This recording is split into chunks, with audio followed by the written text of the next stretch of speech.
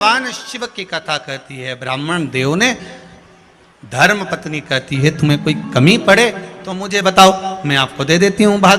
पर ब्राह्मण देव तो ब्राह्मण देव थे, जो लाते थे वो दान पुण्य संकीर्तन में लगा देते थे। एक दिन शाम का समय, प्रदोष का दिन,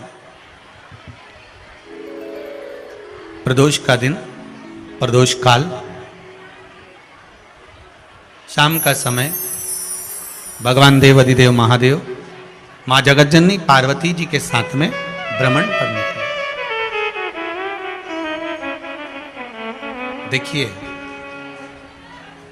अगर प्रदोष का व्रत नहीं कर सकते, प्रदोष के दिन आप व्रत नहीं कर सकते, मान लो आपसे भूखा नहीं रहा जाए, प्रदोष का व्रत नहीं कर सकते, प्रदोष के दिन आप भूखे नहीं रह सकते, मंदिर भी नहीं जा सकते, दिया भी नहीं लगा सकते, तो शिव महापुराण की कथा कहती है कि प्रदोष के दिन, प्रदोष काल में अपने ही दरवाजे के पास में देवाधिदेव महादेव का स्मरण कर कर लक्ष्मी की वृद्धि के लिए, कार्य सिद्धि के लिए, संपदा को प्राप्त करने के लिए आप अपने ही दरवाजे के पास में एक दीप लगा सकते हो। कौन से दिन? प्रदोष के। एक बात और अच्छे से समझ लीजिए, जो बच्चे चिड़चिड़े होते हैं, चाहे घर में बेटे हों, बहुएं हों, सास हो, ससुर हो, परिवार में छोटे छोटे बच्चे हों, चिड़चिड़ प्रवृत्ति करते हों या चिड़चिड़ा स्वभाव हो, जरा जरा सी बात में क्रोध आ जाता हो, बोलने का भान नहीं रह पाता हो, शब्दों के बाण चलते हों, तो महाराज प्रदोष के दिन, प्रदोष काल में बेलपत्री के पेड़ के नीचे एक, जो पत्ता आपके पास में हो, पान का मिल जाए तो पान का, पीपल का मिल जाए तो पीपल का, बेलपत्र का मिल जाए तो बेलपत्र का, उस पत्ते पर मात्र थोड़ा सा शहद और 7 दाने चावल के रखकर घी का दिया लगा दो महाराज, और थोड़ा सा जल हाथ की अंजलि में लेकर भगवान देवाधिदेव महादेव का स्मरण कर कर कि इस बेलपत्री के वृक्ष के नीचे माता लक्ष्मी, पार्वती, सरस्वती विराजमान है। इसी बेलपत्री के पेड़ के नीचे मेरे देवाधिदेव महादेव का 12 ज्योतिर्लिंग का स्वरूप प्रकट है। उनका स्मरण कर कर जल चढ़ा दीजिए और उसका स्मरण कर लो जो चिड़चिड़ प्रवृत्ति करता हो, क्रोध करता हो, जिसको बोलने का भान नहीं होता हो, सम्मान नहीं देता हो, अपशब्द कहते हो, उनका स्मरण कर कर आप छोड़ेंगे। एकदम एक प्रदोष करेंगे, दूसरे प्रदोष तक तो आपको कोई दिक्कत ही नहीं। 2-3 प्रदोष कर कर देखिए, बाबा कृपा करें। बच्चों को पढ़ने का कह रहे हो, पढ़ने बैठो, पढ़ने बैठो, पढ़ने बैठो, पढ़ने बैठो, तो एक आध प्रयास बच्चों के लिए भी कर लिया करो कि भाई ठीक है। जैसे वैकुंठ चतुर्दशी वाला उपाय हमारे YouTube पर भी डला हुआ है, आप उसको निकाल कर सुनना। वैकुंठ चतुर्दशी के दिन प्रयास करना, बच्चे लोग विद्या में प्रबल होंगे।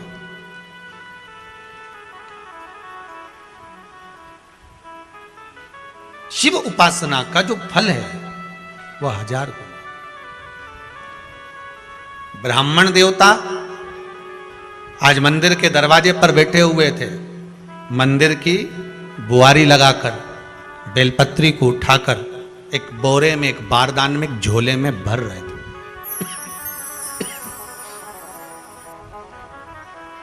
एक बारदान में, एक बोरे में, एक झोले में भर रहे हैं। पहले भी कथा में काज, फिर कहते हैं, शिव मंदिर में जल बाद में चढ़ाना, शंकर के मंदिर में जाकर पंचामृत स्नान बाद में कराना, शंकर जी के मंदिर में जाकर पूजन बाद में करना, पहले थाली एक और रखकर शिव मंदिर में झाड़ू, पोछा या जो बेलपत्री, निर्माल्य जो भी रखा हो, उतरा हुआ सामान, उसको भरकर कहीं एक और जहां मंदिर वाले रखते हो वहां ले जाकर रख दो, झाड़ू पोछा एक बार जरूर।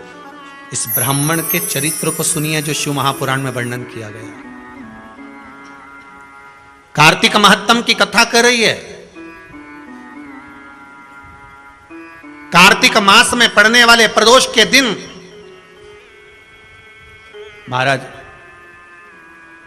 वो ब्राह्मण बेलपत्री को उठा उठा कर बारदान में भर रहा था।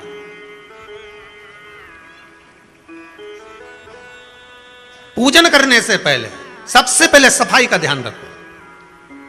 और एक विश्वास रखना, आप मंदिर की सफाई नहीं कर रहे हो, फिर निवेदन करूंगा आपको, आप मंदिर की झाड़ू नहीं लगा रहे हो, आप मंदिर की सफाई नहीं कर रहे हो, आप मंदिर में पोछा नहीं लगा रहे हो। जितना हाथ आप मंदिर में फेर रहे हो सफाई के लिए, उतना आपके जीवन में जितना दुख है, जितनी तकलीफ है, जितना कष्ट है, जितनी बीमारी है, उस पर हाथ फेर रहे हो, मंदिर में नहीं फेर रहे हो। नहीं तो सारी दुनिया में जितने मंदिर हैं, सारे मंदिरों में ट्रस्टियों ने कुछ ना कुछ लगा कर रखा है। स्वीपर आता है, साफ करके जाता है, ये आएगा सफाई कर जाएगा, पंडित जी होंगे तो बुआरी लगा देंगे, पंडित जी होंगे सफाई कर देंगे। उन्होंने तो पंडित जी को बोल के रखा है कि साफ कर दो, पंडित जी करते भी हैं, पर पहला फर्ज आपका है कि आप मंदिर में आए हो तो पहले आप सफाई करो। क्यों? क्योंकि हम उसका द्वार साफ रखें। आज के समय में तो एक नियम हो गया साहब कि मंदिर में जाते हो तो मंदिर के दरवाजे पर चप्पल उतार के जाते हो, नहीं तो शास्त्र रीति तो यह कहती है कि मंदिर में भगवान सामने बैठा है तो उसके सामने चप्पल भी नहीं उतारना चाहिए। तो कई लोग कहते हैं मंदिर के अंदर थोड़ी ना उतार, हम तो जीने से भी बाहर, एकदम गेट के बाहर वहां उतार, पर सामने तो है ना, सम्मुख में तो है। तुम्हारे यहां अगर 4 लोग दिवाली मिलने आते हैं ना, तो तुमने चप्पल रखने का भी स्टैंड बनाकर रखा है, साइड में उतारिए, दहली पर मत उतार देना, थोड़ा साइड में उतारो। सामने से सब आते जाते रहते हैं, सामने उतारो, सम्मुख में क्यों उतार रहे हो?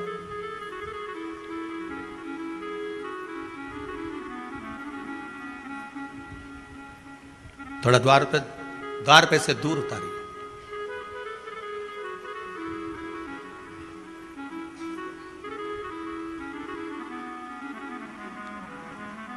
अभी तो कुबेरेश्वर धाम में काम चल रहा है, आप लोग जो दान दे रहे हो, आपके दिए हुए दान से निर्माण चल रहा है।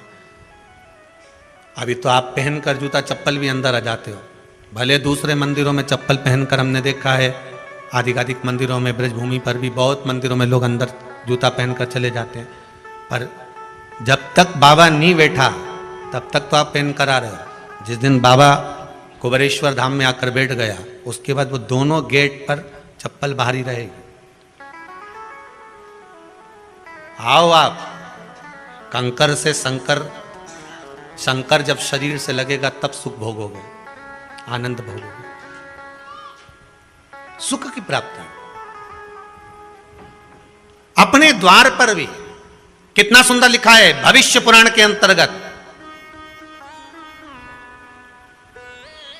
और विष्णु पुराण में भृगु बाबा का चरण का चिन्ह भगवान विष्णु की छाती पर रहा।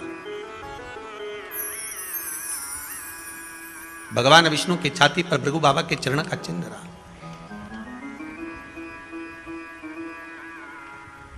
चरण का चिन्ह। अब